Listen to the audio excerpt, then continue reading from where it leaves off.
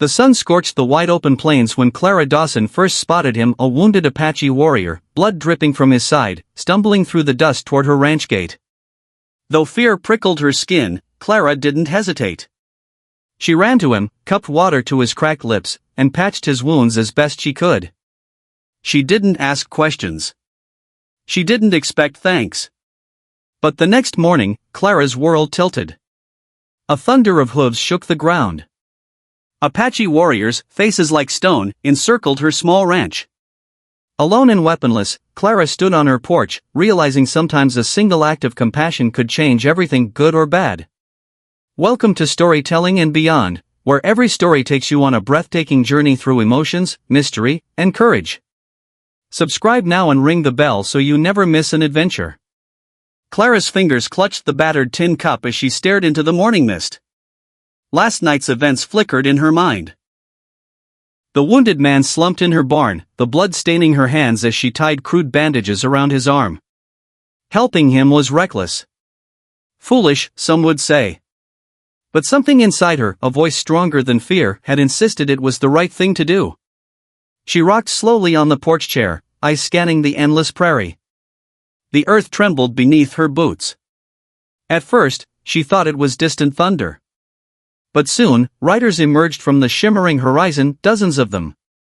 Warriors adorned in eagle feathers and war paint, their expressions unreadable. Clara's mouth went dry as the Apaches fanned out in a circle around her ranch. She felt like a lone rabbit, surrounded by silent wolves. She rose shakily from her chair, forcing her arms high in a universal sign of peace. Her heart pounded so hard she thought they must surely hear it. None of the warriors spoke. None brandished a weapon. They simply stared at her, waiting. Judging. One man broke ranks. A tall warrior with a braided horsehair cord across his chest and a long scar tracing his jaw. He rode forward, slowly, deliberately, until he reined in a few feet from the porch. Without a word, he dismounted and approached her on foot. In his hand, he carried something small. Clara's breath caught when she saw it. The tin cup. The very cup she had pressed to the wounded man's lips the night before. The warrior extended the cup to her. Clara stepped forward and took it with trembling fingers. A sharp whistle split the air, and to her astonishment, the circle of warriors dismounted in unison. They approached her in a solemn line, each pausing to bow their head before stepping back. The scarred warrior finally spoke, his English rough but clear. "You give water. You give life. We do not forget. You are sister to us now." Clara's knees nearly buckled under the wave of emotion. No more fear. No more lonely defenses against rustlers or land grabbers. Out here, respect was earned in blood. And she had earned something far greater.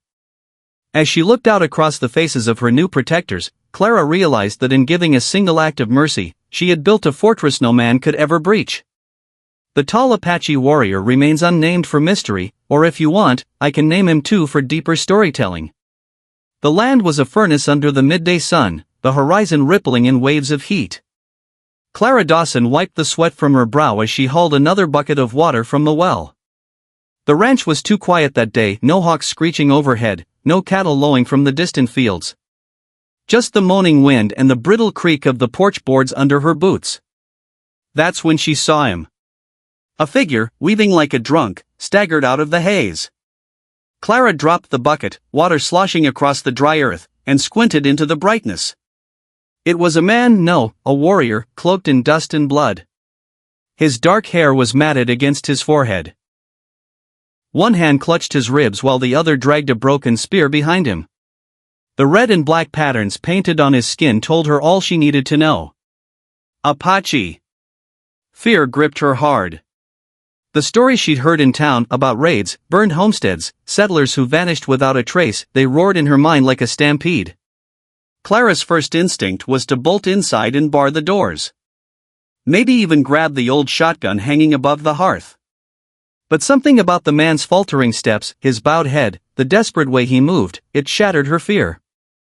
This wasn't a raider coming for blood. This was a human being, broken and dying before her very eyes. Without another thought, Clara snatched the tin cup from the porch rail, ran to the well, and filled it with the freshest water she could pump. Her boots pounded the dusty ground as she raced toward him, her heart hammering in her chest.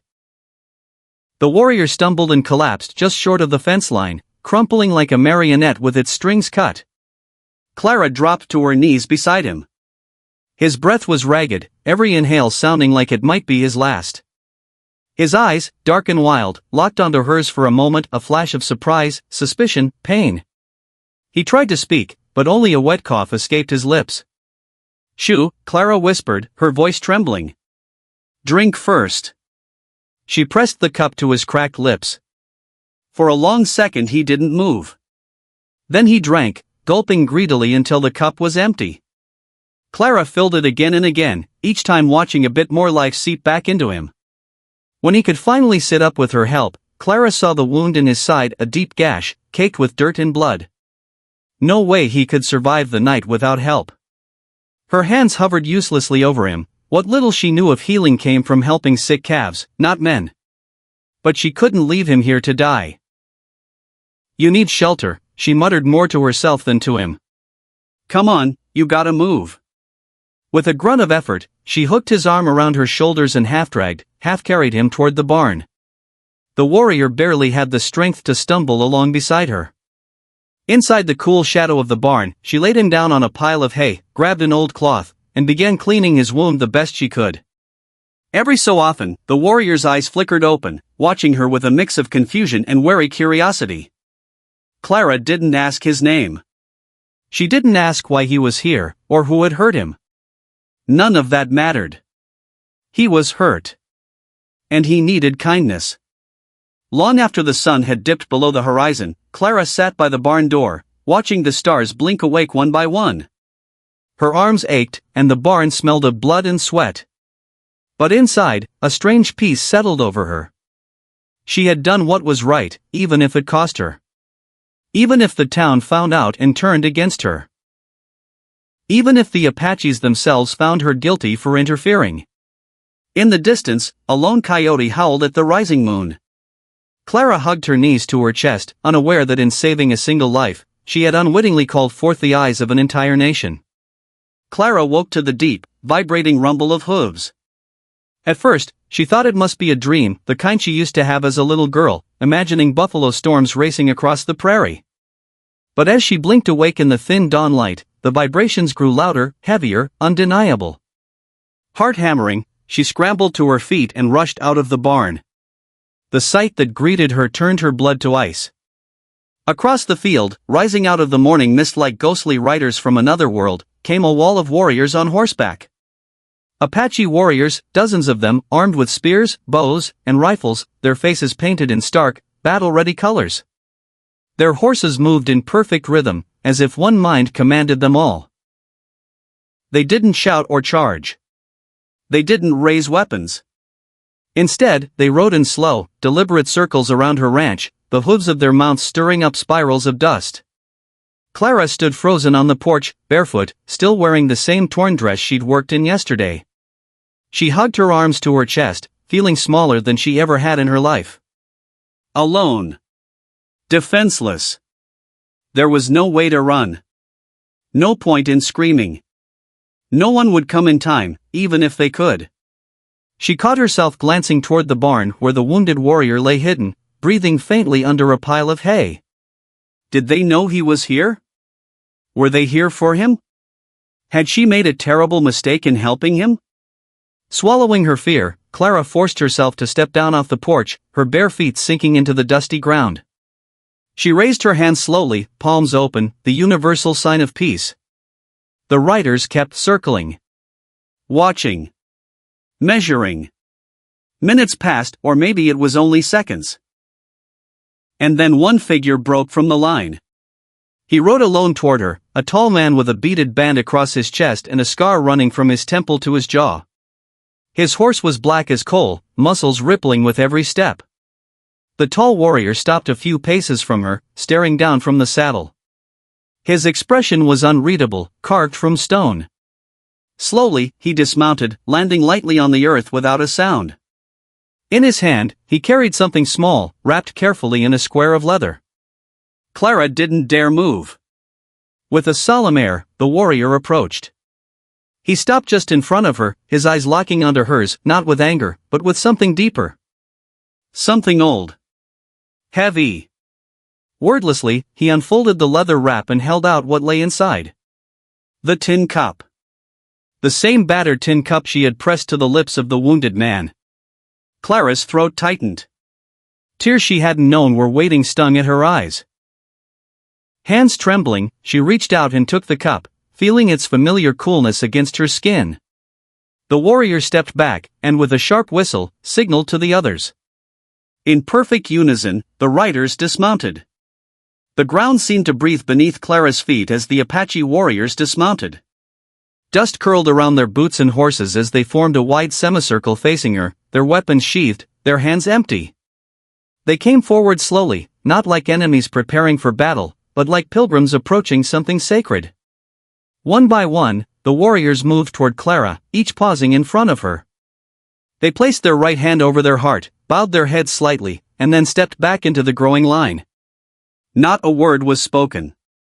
Not a single weapon was drawn. The scarred warrior, the one who had given her the tin cup, stood at the center of it all, watching her with those unreadable dark eyes. It wasn't gratitude she saw in them. Nor threat.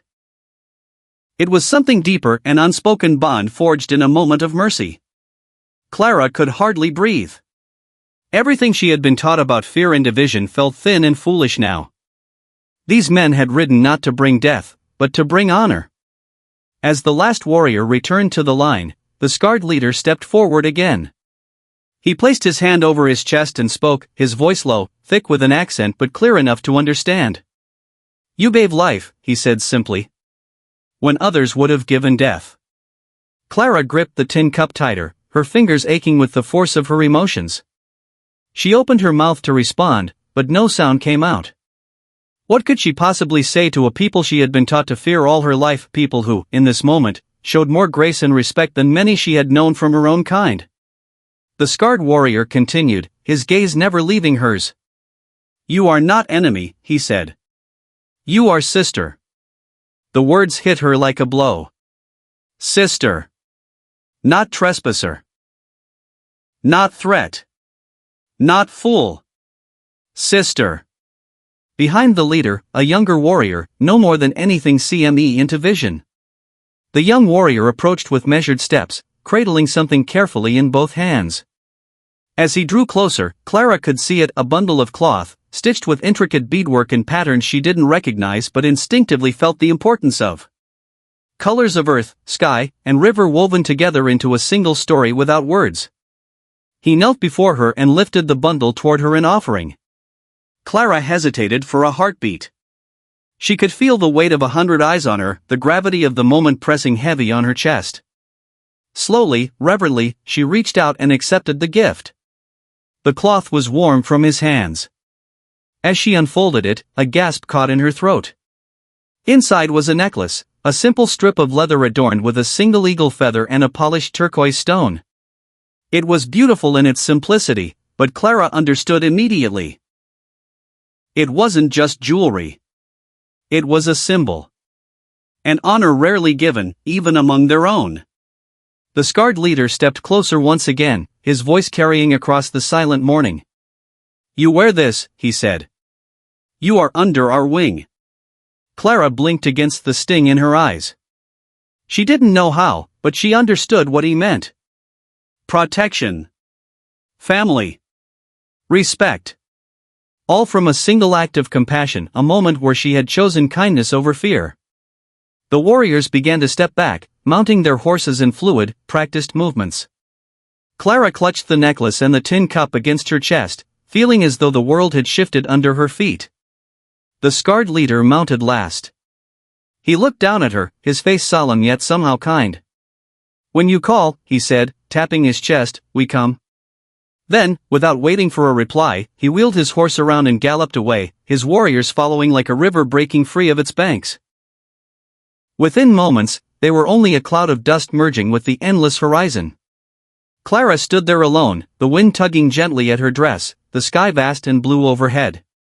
She looked down at the necklace, then out toward the prairie where they had disappeared. The ranch was quiet again. But Clara Dawson was no longer alone. She had brothers now. And somewhere, beyond the horizon, an entire nation that would answer her call. She smiled, tears slipping freely down her cheeks, and turned back toward the house stronger than she had ever been before. Thank you for watching Storytelling and Beyond, where courage, compassion, and unexpected bonds come alive. If you were moved by Clara's story, make sure to subscribe, hit the notification bell, and join us for more powerful tales every day.